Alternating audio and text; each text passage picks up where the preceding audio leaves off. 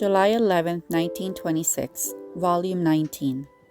Just as it was necessary to make known who they were who suffered more than anyone to form the kingdom of redemption, it is so necessary to make known she who has suffered for the kingdom of the supreme fiat. For quite a few days, my sweet Jesus had not told me anything about his most holy will. Rather, he would make himself seem sad in the act of striking the creatures. Today, as though wanting to go out of his sadness, because when he speaks about his will, it seems he puts himself in feast, coming out from within my interior.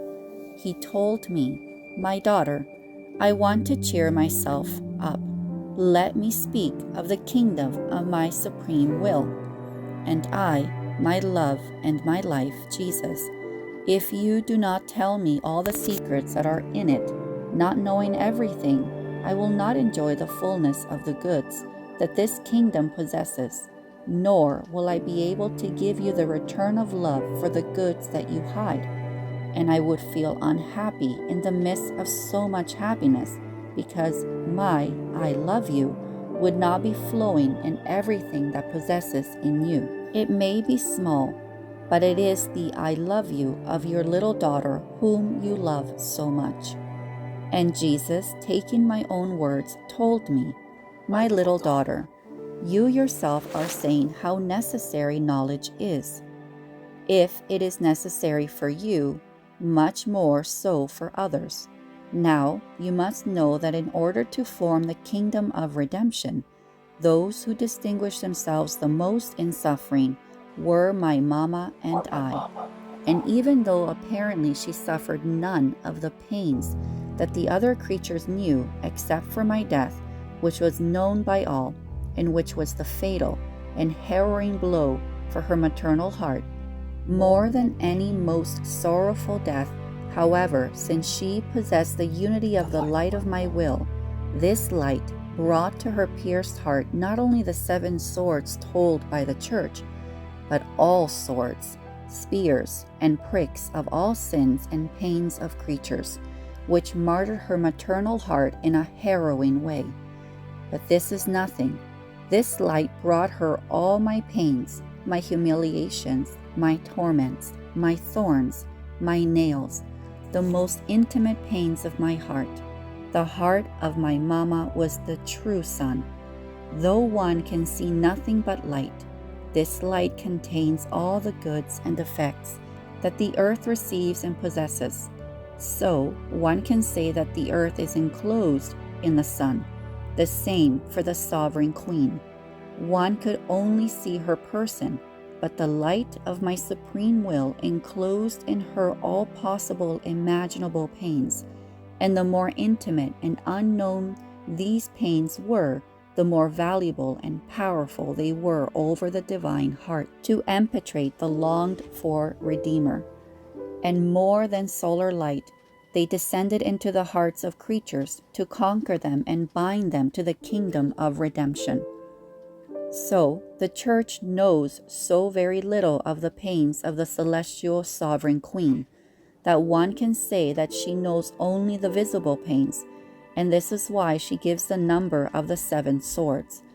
But if she knew that her maternal heart was the refuge, the deposit of all pains, and that the light of my will brought everything to her, sparing her nothing, the Church would not speak of 7 swords, but 1,000,000 of swords.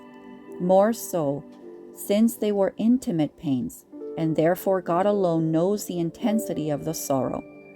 This is why, by right, she was constituted Queen of Martyrs and of all sorrows.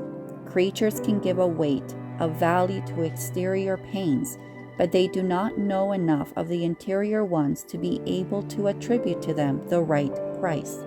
Now, in order to form in my mama, first the kingdom of my will, and then that of redemption, so many pains were necessary, because since she had no sin, the inheritance of pains was not for her.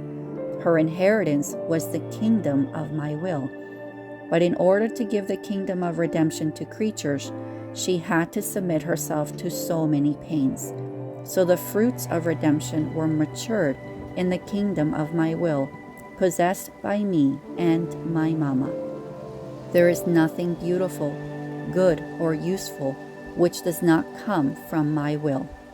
Now, united to the sovereign queen came my humanity. She remained hidden in me, in my sorrows, in my pains. Therefore little was known about her. But as for my humanity, it was necessary that what I did, how much I suffered, and how much I loved be known.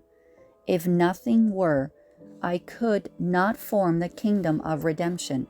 The knowledge of my pains and of my love is magnet and spur, incitement and light to draw souls to taking the remedies, the goods contained in it. Knowing how much their sins and their salvation cost me is chain that binds them to me and prevents new sins. If, on the other hand, they had known nothing of my pains and of my death, not knowing how much their salvation cost me, no one would have given a thought to loving me and saving his soul. See then how necessary it is to make known how much he or she, who has formed within him or herself a universal good to give it to others, has done and suffered. Now, my daughter, just as it was necessary to make known the creatures who he and she were, and how much it cost them to form the kingdom of redemption, it is necessary to make known she whom my paternal goodness has chosen, first to form the kingdom of the supreme fiat within her, and then to give rise to its transition to others, just as it was her redemption, which was formed between me and my celestial mama first, and then became known to creatures. So it will be for the supreme fiat. Therefore, it is necessary to make known how much this kingdom of my will costs me, so that man might enter once again into the kingdom he has lost. I had to sacrifice the littlest of creatures, keeping her nailed to a bed for 40 years and more, without air, without the fullness of the light of the sun that everyone enjoys. How her little heart has been the refuge of my pains and of those of creatures. How she has loved all, prayed for all, defended all. How many times she has exposed herself to the blows of divine justice to defend all of her brothers, and then her intimate pains, and the very provisions of me that martyred her little heart, giving her continuous death. In fact, since she has known no other life but mine, no other will but mine, all of these pains laid the foundation of the kingdom of my will, and, like solar rays, matured the fruits of the supreme fiat. So it is necessary to make known as much this kingdom costs you and me, so that from its cost they may know how much I yearn for them to acquire it, and from its cost they may appreciate it, love it, and aspire to enter to live in the kingdom of my supreme will. I wrote this to obey, but the effort has been so great that I could just barely mention my poor existence, since because of the great refulgence, I feel my blood freeze in my veins.